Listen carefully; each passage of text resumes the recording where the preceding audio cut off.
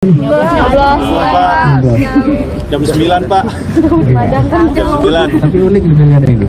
Pesertanya pada nyoblos di Jakarta nggak dia? Ya boleh.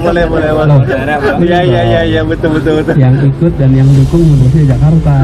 Oh, keren. Bener ya? Betul. Clue Pak ya, clue dia. Nyoleknya keren Pak, nyoleknya. Halus tapi dalam. Loh, kalau nggak nyoblos Jakarta terus lo gimana? Mantan Gubernur DKI Jakarta Anies Baswedan menyindir ada pasangan calon gubernur dan calon wakil gubernur Jakarta yang justru tidak memilih di Jakarta. Selain itu, Anies juga memberikan kode dukungannya kepada pasangan calon gubernur dan calon wakil gubernur nomor urut 3 Pramono Anung dan Rano Karno yang berdasarkan hasil hitungan cepat memenangkan pilihan gubernur DKI Jakarta. Faktor kedua saya kira juga ada faktor endorsement dari tokoh terutama tokoh yang paling populer di Jakarta yaitu Anies Baswedan.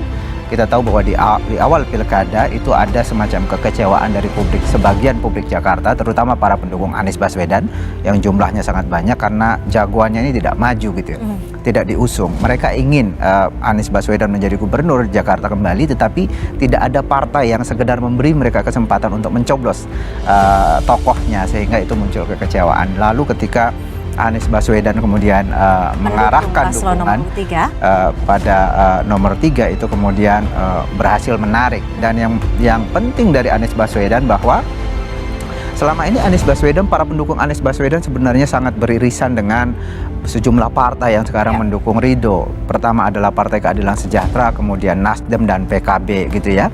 Dan kita tahu bahwa di Indonesia, bukan hanya Jakarta, itu ikatan publik dengan partai itu relatif longgar gitu ya. Party ID kita sangat rendah.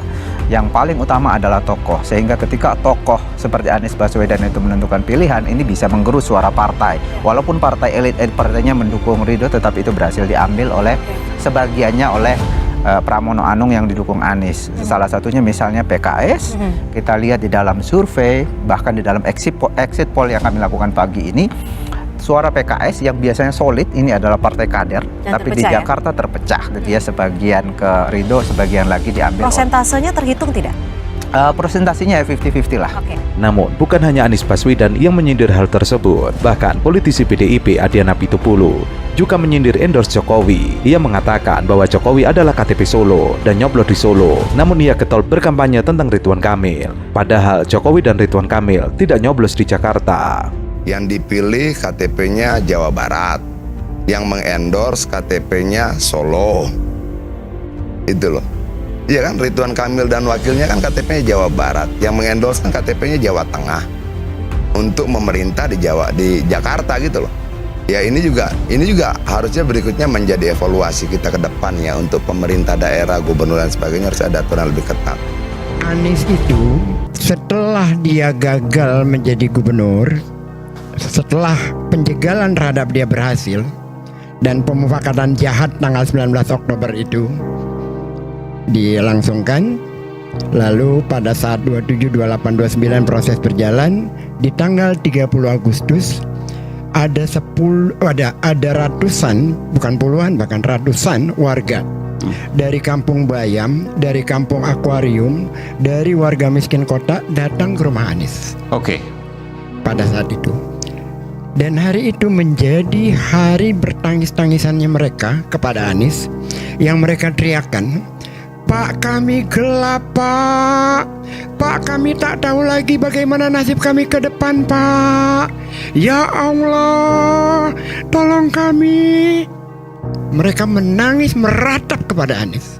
Loyalis Anies Baswedan, Ges Khalifa, mengungkapkan alasan mantan Gubernur DKI Jakarta Anies Baswedan mengunggah video dukungan kepada Pramono Anung Rano Karno melalui akun Instagram pribadinya. Anies juga merekomendasikan warga Jakarta untuk memilih pasangan calon nomor urut 3 itu. Dalam video tersebut, Anies mengaku telah mengenal Pramono sejak lama. Karena itu ia sudah hafal betul karakter pemikiran politisi senior dari Partai Demokrasi Indonesia Perjuangan tersebut. Menurut Anies, Pramono merupakan sosok yang terbiasa melakukan pekerjaan dengan serius hingga tuntas, tapi tetap santun dan tenang. Pramono juga disebut tidak pernah merendahkan pihak lain. Sebagian besar itu adalah warga Kampung Bayam yang haknya dia, yang sudah mendapatkan nomor rumah. Sampai hari ini mereka tidak mendapatkan rumahnya. Dan bagi Anies itu menjadi beban beban psikologis. Karena dia sudah menjanjikan ketika dia membangun JIS, masyarakat di sana akan dibangunkan rumah.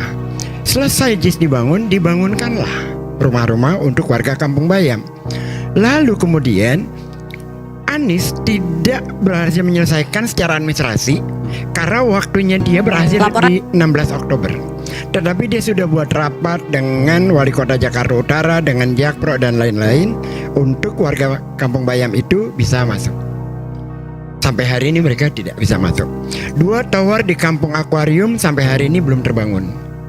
Lalu banyak lagi hal lainnya buat warga-warga miskin di kota ini tentang akses air bersih dan lain-lain dan sebagainya. Intinya mereka kecewa dan melapor itu ke Mas Anies. Intinya mereka kecewa melapor kepada Anies. Baik. Selain itu, Anies menyebut Pramono juga bisa berkomunikasi dengan semua kalangan. Artinya, calon gubernur Jakarta itu diterima dengan mudah di semua kalangan. Karakter itu dinilai penting untuk memimpin Jakarta. Terlebih Pramono juga minim kontroversi, apalagi kontroversial, hal yang sifatnya remeh. Selama mengikuti aktivitas kampanye Pramono, Anies juga menyadari banyak kesamaan dalam paradigma pembangunan kota serta keberpihakan kepada yang kecil. Menurutnya, hal itu merupakan prinsip dasar yang selama ini diperjuangkan olehnya. Untuk itu, Anies merekomendasikan kepada seluruh warga Jakarta untuk memilih Pramono Rano di pemilihan Gubernur Jakarta 2024. Lalu, ketika setelah MK tidak mengabulkan kolom kosong, Ya. lalu Mas Pram bertemu dengan Anies. Oke. Nah, di situ ada kesamaan visinya.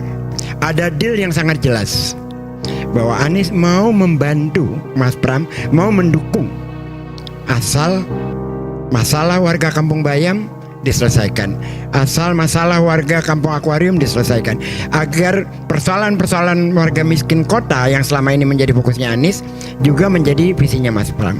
Alhamdulillah itu ketemu, dan memang visinya Mas Pram dan Bang Dul juga sama, visinya ke sana.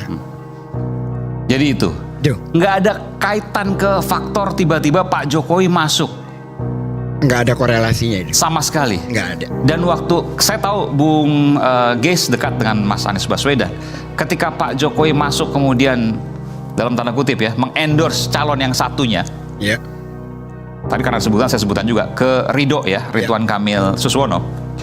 Lalu kemudian Mas Anies sempat berbicara apa? nggak bicara. Jadi Sama sekali, sama masa? sekali.